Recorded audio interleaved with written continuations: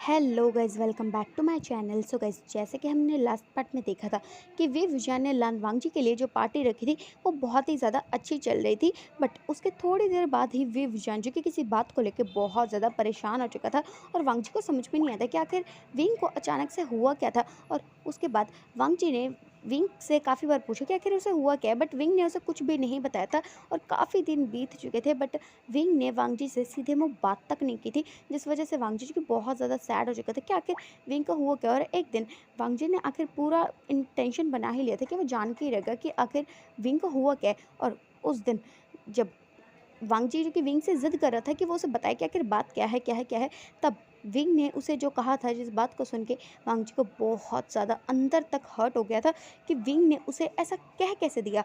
क्योंकि विंग ने उसे कह दिया था कि वांग जी के पास विंग का नहीं बल्कि वैन चाओ का बच्चा है, जिसको सुनने के बाद वांग जी का दिल जो कि हज़ारों टुकड़ों में टूट चुका था। सो शुरू करते हैं। वांग जी जो कि इस वक्त विंग को देख रहा था, उसकी आंखों में गुस्सा तो था, बट उससे भी ज़्यादा किसी बात का गिल्ट था जो कि उसे अब भी है कि क्या उसने एक बार फिर से अपने प्यार चुनने में गलती कर दी।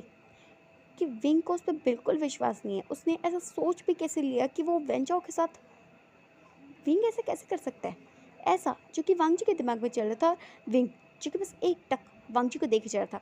उसे नहीं पता कि उसने जो कहा, जो किया, वो सही किया या नहीं।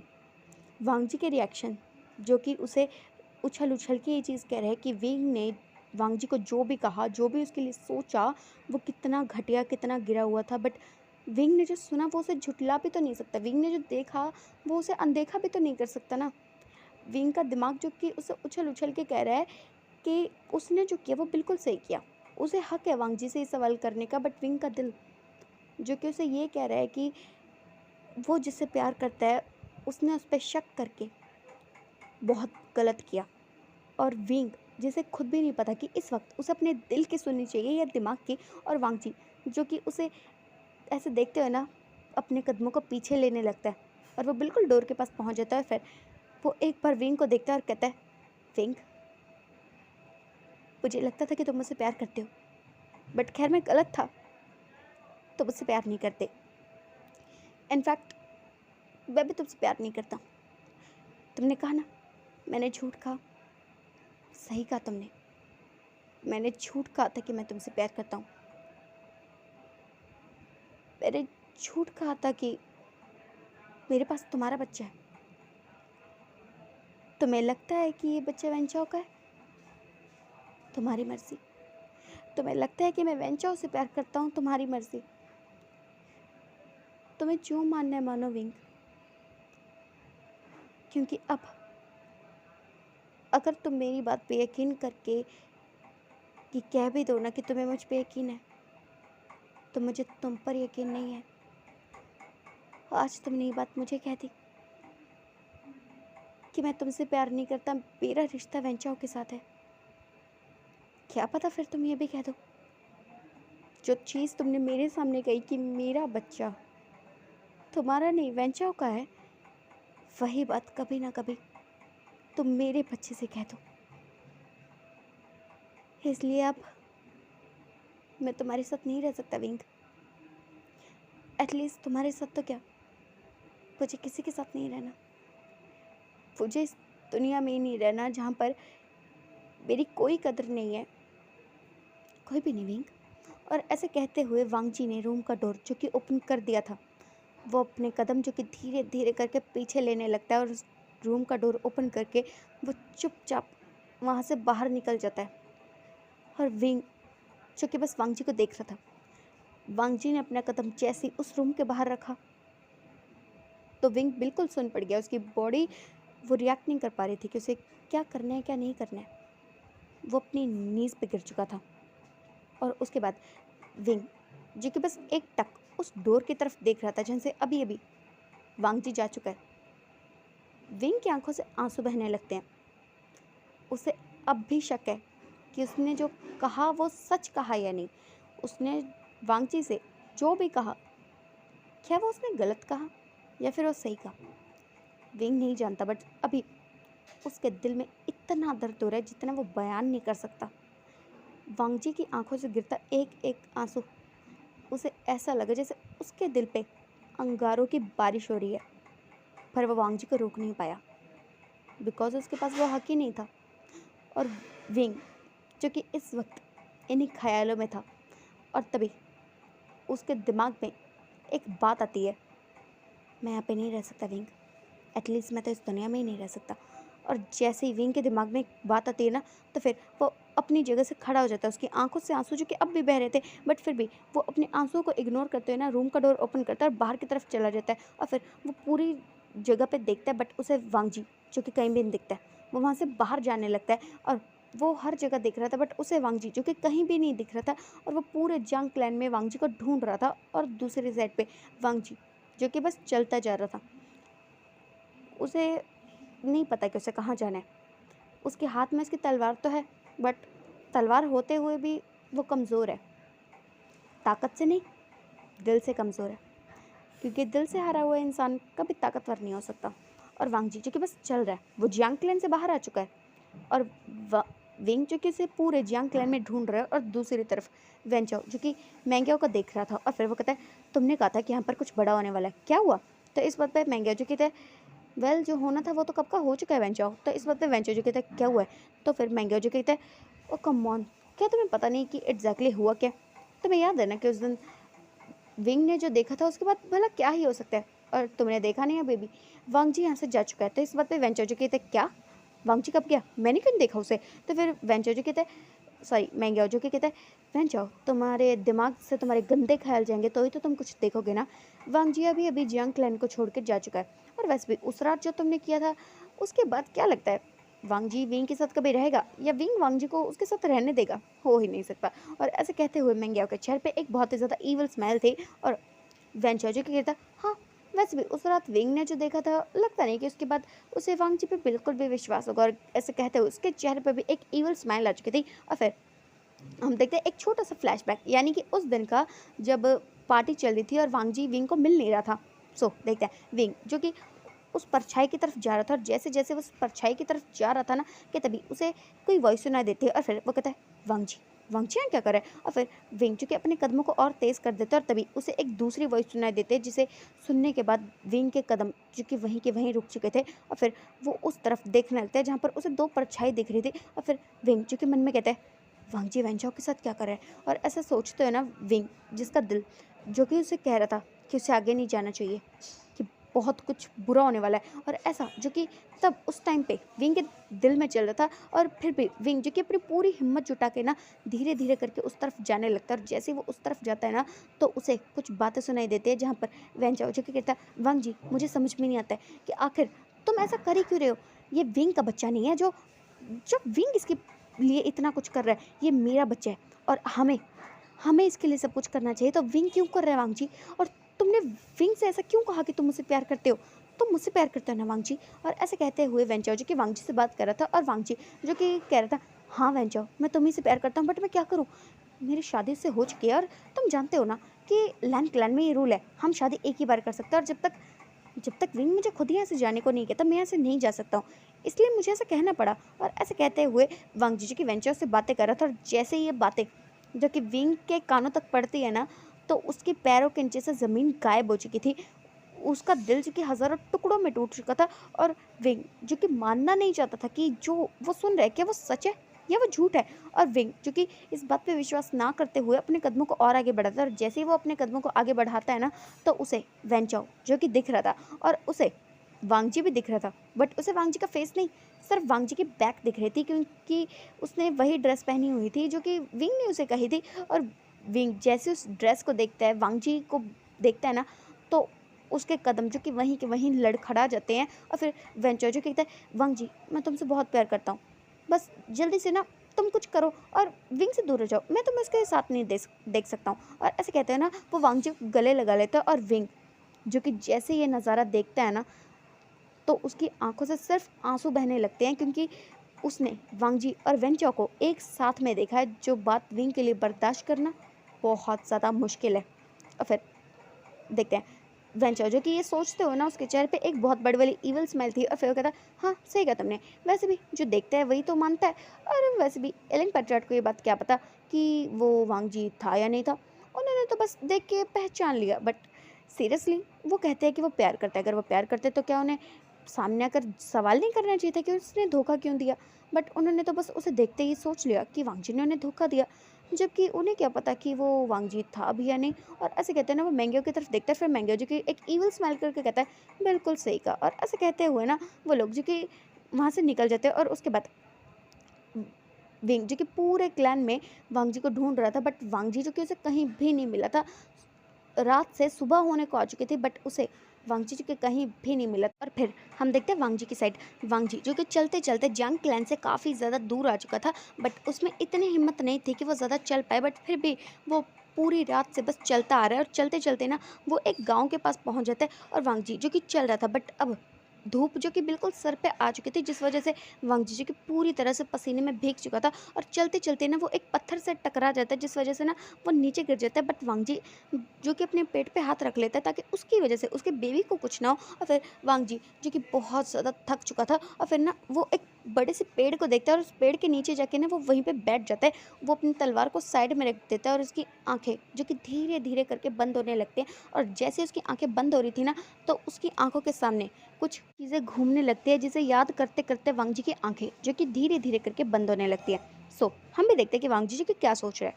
हम देखते हैं तकरीबन कुछ 1 साल पहले, जहाँ पर जियांग क्लैन में मैडम म्यूजिक कहते विंग तुम्हें ही जाना है सिर्फ। तो इस बात पे विंग जो कहते बट मदर मैं क्यों जा रहा हूँ, जियांगचंग क्यों नहीं चल रहे मेरे साथ? तो इस बात पे मैडम म्यूजिक कहते विंग क्योंकि एम्परर तुम बनोगे, जियांगचंग नहीं बनेगा, इसलिए तुम जा रहे हो। तो इस बात पे विंग जो कहते बट मदर, तो मैडम म्यूजिक उसे घूर के देखते हैं। फिर विंग जो कहता है ठीक है मैं चला जाऊँगा घूसू। और ऐसे कहते हैं ना वो बहुत ज़्यादा दुखी हो चुका था, क्योंकि उसे अपने घर से दूर जाना पड़ेगा। बट ये बात उसे बिल्कुल पसंद नहीं है, क्योंकि गुसू में एक व्याख्यान होने वाला है जो कि सिर्फ उनके लिए है, जो कि भविष्य में क्लैन लीडर बनेंगे या फिर एम्परर बनेंगे, सिर्फ उनके लिए है। और इसलिए वहाँ पर विवजान को जाना है, जियांगचंग या फिर यानली को वहाँ पे नहीं जाना है, सिर्फ विवजान को जाना है। और इसलिए विवजान जो कि तैयार हो जाता है पूरी तरह से, और फिर वो मैडम म्यू के सामने खड़े होते हैं। और मैडम म्यू जी कहते हैं देखो बिल्कुल खूबसूरत लग रहे हो तुम। तो इस बात पे विंग जी कहते हैं मदर मुझे खूबसूरत मत कहिए। और ऐसे कहते हैं ना, फिर विंग जी कहते हैं मदर मुझे सच में जाना पड़ेगा। तो इस बात पे मैडम म्यू जी कहते हैं विंग, तो विंग जी कहते हैं ठीक है मैं जा रहा हूँ। और ऐसे कहते हैं ना, विंग जो कि वहाँ से निकल पड़ता है अपने कुछ डिस्पल्स को साथ में लेकर। और थोड़ी देर बाद विवजन जो कि चलते चलते ना आखिरकार गूसू के एंट्रेंस पे पहुंच जाता है। और जैसे वो एंट्रेंस पे पहुंचता है ना, तो फिर वो जैसे ही एंटर करने ही वाला था ना, कि तभी उसे कुछ कदमों की आहट सुनाई देती है। और जैसे ही विवजन को कुछ कदमों की आहट सुनाई देती है ना, तो फिर वो पीछे टर्न हो जाता है। और जैसे ही वो पीछे टर्न होता है ना, तो उसके सामने एक बहुत ही ज़्यादा खूबसूरत एक हेवन से निकली हुई ब्यूटी जो कि उसे चलती हुई दिखाई दे रही थी। और विवजन जैसे ही उसे देखते हैं तो वो बिल्कुल उसे देखता ही रह गया था। और वो हेवन से निकली हुई ब्यूटी जो कि उसकी आंखों के सामने से ना गूसू के अंदर चली जाती है। और फिर विवजन जो कि उसे जाते हुए देख रहा था, सिर्फ देख रहा था। और तभी एक डिस्पल जो कहते हैं एलिंग पैट्रेट क्या हुआ आपको? तो फिर एलिंग पैट्रेट जो कहते हैं ये कौन है? तो इस बात पे वो डिस्पल जो कहते हैं एलिंग पैट्रेट ये हांगोंग चुन है, सेकंड प्रिंस ऑफ गुसू लानांग जी। तो इस बात पे विवजन जो कहता है वाह, और मतलब मन में वो ऐसा सोचता है। और फिर वो कहता ठीक है। और ऐसे कहते हैं ना, फिर वो अपने निमंत्रण पत्र को दिखाता है, और फिर वो लोग जो कि वहाँ से अंदर चले जाते हैं। और फिर वांग जी जो कि रात के वक्त गूसू के अंदर पहरेदारी कर रहा था, और तभी उसे एक फ्लूट की वॉइस सुनाई देती है। और जैसे ही वो उसे फ्लूट की वॉइस सुनाई देते हैं तो वो इधर उधर देखता है, बट उसे कोई कहीं भी वो बंदा नहीं दिख रहा था जो ये फ्लूट बजा रहा है। और फिर वांग जी जो कि उड़ के ना छत पे चला जाता है। और फिर वो छत से जैसे देखता है ना, तो उसे दूर छत पे ना एक पर्सन दिख रहा था जिसने ब्लैक कलर के कपड़े पहने हुए थे। और फिर वांग जी जो कि उड़ते हुए ना उस छत पे चला जाता है। और जैसे वो वहाँ पे जाता है ना, तो फिर वो देखता है एक पर्सन जिसने ब्लैक कलर के कपड़े पहने हुए हैं, जिसने अपने पोनीटेल में रेड कलर का रिबन डाला हुआ है, वो एक फ्लूट को बजा रहा है। और वो धुन जो कि बहुत ज़्यादा मज़ेदार लग रही थी। और वांग जी जो कि उसे ना सुनने लगता है, बड़े प्यार से सुनने लगता है। और उसके बाद वांग जी जिसे जैसे ही अंदाज़ा होता है ना कि वो यहाँ पे करने क्या आया था और वो कर क्या रहा है, तो वांग जी जो कि धीरे धीरे करके ना उस पर्सन की तरफ बढ़ता है। और फिर वो जैसे उसके पास पहुंच जाता है ना, तो फिर वो उसकी शक्ल देखता है। और जैसे वो उसकी शक्ल देखता है ना, तो फिर वो उसे देखता है, और फिर अपनी जगह से थोड़ा सा दूर होता है। और फिर उसे 90 डिग्री ग्रीड करते कहता है एलन पैटर्ट, आपको शायद पता नहीं है बट गुसू में नियम है 9 बजे सो जाने का। तो इस बात पे वो पर्सन यानी कि विवजन जो कि अपनी जगह से ना खड़ा हो जाता है। और फिर वो कहता है हांगकांग जिन, मुझे ये बात पता है बट मुझे नींद नहीं आ रही थी।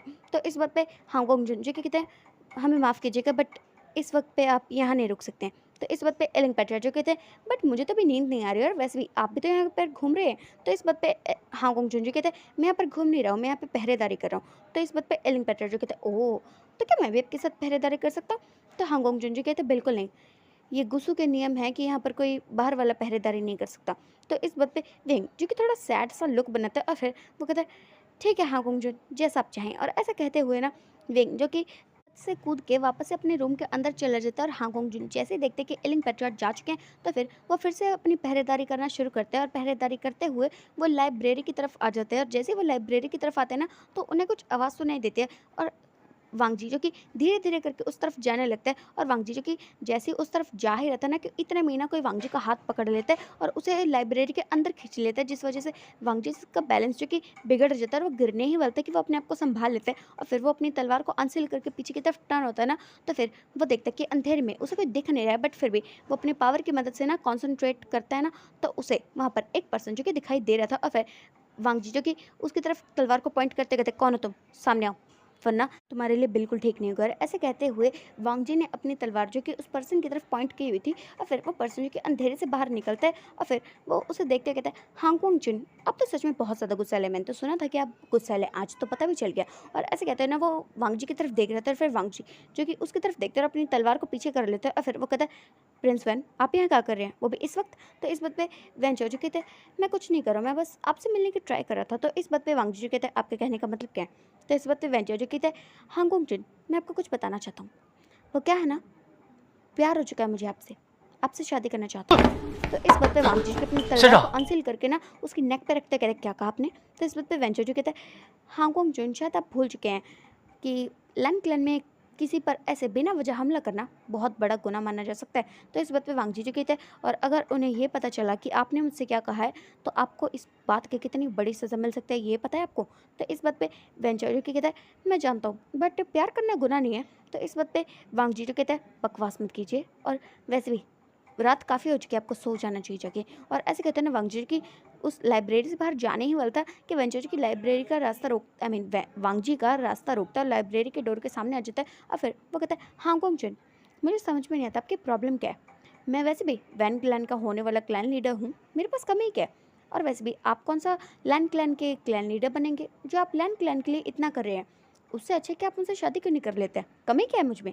तो इस बात पे वांग जी जो कि बहुत ज़्यादा गुस्सा आ रहा था उसे और फिर वो वेंचो की तरफ देखता है और उसे घूरते हुए कहता है मेरे रास्ते से हट जाइए वरना आपके लिए ठीक नहीं होगा प्रिंस वैन। तो इस बात पे वेंचो जो कहता है क्या अच्छा नहीं होगा, क्या करेंगे आप हांग वांग चुन? और ऐसे कहते हुए ना ऐसा लग रहा था जैसे वो जानबूझ के ना वांग जी को चिढ़ा रहा है। और फिर वांग जी जो कि अपनी तलवार को अनसील करता है और फिर उसके चेस्ट पे पॉइंट करते हुए कहता है अगर आपने एक और बार मुझे यहाँ रोकने की कोशिश की तो मैं इस तलवार को आपके सीने के आर पार करने से पहले एक बार के लिए भी नहीं सोचूंगा। और ऐसे कहते हुए ना वांग जी ने तलवार को थोड़ा सा जो कि उसकी चेस्ट में प्रेस कर देता, जिस वजह से वेंचो को ये तो पता चल गया था कि वांग जी झूठ तो बिल्कुल भी नहीं बोल रहा है। फिर वो उसका रास्ता जो कि छोड़ देता है और वांग जी जो कि वहाँ से बाहर चला जाता है और वांग जी बहुत ज़्यादा गुस्से में था। और वेंचो जो कि वांग जी को जाते हुए देखता है और फिर वो कहता है हांगकांग जुन कब तक बचेगे मुझसे, एक ना एक दिन तो तुम्हें मेरा बनना ही पड़ेगा। और फिर उसके बाद हम देखते हैं कुछ दिन और जो कि ऐसे ही ना बीत जाते हैं और इन दिनों में लान वंग जी जो कि वेंचो से हमेशा दूर ही रहता था क्योंकि उसे उसके इंटेंशंस जो कि अच्छे से पता चल चुके थे और वो तो ये सोच रहा था कि ये वेंचो जो कि इतना ज़्यादा घटिया है ना कि पता नहीं ये क्या ही करने वाला है। और जैसा वांग जी ने सोचा था वैसा ही उस वेंचो ने कुछ किया भी, क्योंकि वेंचो ने अपने बाप को सीधे सीधे बता दिया था कि वो वांग जी से प्यार करता है, जिस वजह से एक बार वांग जी के लिए वेंचो का रिश्ता भी था बट वांग जी ने उसे साफ साफ इनकार कर दिया था कि वो वेंचो से शादी नहीं करेगा, जिस वजह से वेंचो का गुस्सा जो कि बिल्कुल सातवें आसमान पे पहुंच चुका था। और विंग जो कि धीरे धीरे करके वांग जी से बहुत ज़्यादा प्यार करने लगा था, बट विंग में कभी भी इतनी हिम्मत नहीं आई थी कि वो कभी भी वांग जी को ये बात बता सके। बट फिर भी वो छुप छुप के वांग जी को देखना, वांग जी का ख्याल रखना या फिर वांग जी के पास जब भी कोई लड़की आती थी तो वो जल बन के पूरी तरह से राख हो जाता था। बट वेंचो उसके तो मन में पता नहीं कौन सी खुराफातें चल रही थी। और उसके बाद फिर एक दिन वांग जी जो कि अभी अपने गगा और अपने अंकल के साथ उनके रूम में था और फिर लान वांग जी जो कहता है हाँ अंकल मैं जा सकता हूँ। तो इस बात पे लेंशन जी कहता है वांग जी तुम्हें पता तो है ना कि चल क्या रहा है? तो इस बात पे वांग जी कहता है हाँ गगा मैं जानता हूँ कि क्या चल रहा है और आप चिंता मत कीजिए मैं सब संभाल लूँगा।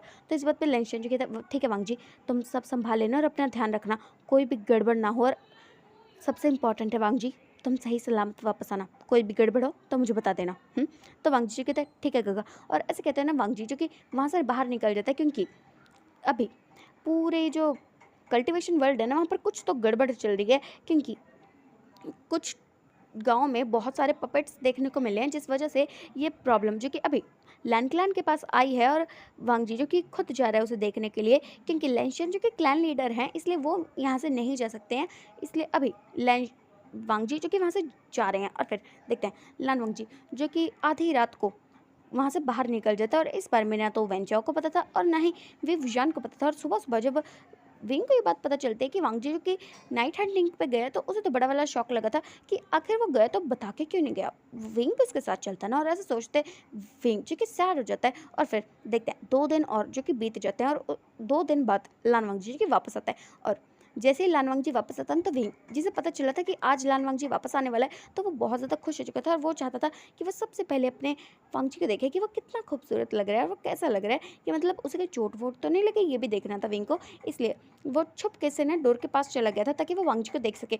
और विंग जो कि वांगजी को देखता है जो कि अभी बिल्कुल स्टिफ चलते हुए आ रहा था। और विंग जैसे ही वांगजी को देखता है ना, तो उसे वांगजी के अंदर कुछ तो बहुत ही ज़्यादा अलग सा फील होता है। और फिर विंग जो कि वांगजी को बस एक टक बड़े गौर से देख रहा था। और जैसे जैसे वो विंग वांगजी को देख रहा था ना, तो उसे कुछ तो बहुत ही ज़्यादा अजीब सा फील होने लगता है। और फिर विंग जो कि कन्फ्यूज हो जाता है और शॉक भी हो जाता है कि आखिर चल क्या रहा है। और फिर विंग वांगजी जो कि क्लैन के अंदर आ जाता है। और जैसे ही वो क्लैन के अंदर एंटर करता है ना, तो विंग जिसे समझ में आ चुका था कि आखिर वांगजी को हुआ क्या है, और फिर वो वांगजी की तरफ देखता है। और वो वांगजी के साथ बात कर पाता उससे पहले ही ना वांगजी जो कि अपने गगा के पास चला जाता है, जिस वजह से विंग जो कि वांगजी से बात नहीं कर पा रहा था। और लैंशन जैसे ही वांगजी को देखते हैं ना, तो उन्हें भी वांगजी के अंदर बहुत बड़ा सा कुछ चेंज लग रहा था, कि वो हमेशा की तरह उनसे बात नहीं कर रहा है, वो आज उन्हें एक अलग टोन में उनसे बात कर रहा है, जैसे वो वांगजी है ही नहीं। और ऐसा जो कि लैंशन को वांगजी के बर्ताव से समझ में आ रहा था, बट उन्हें आखिरकार ये समझ में नहीं आ रहा था कि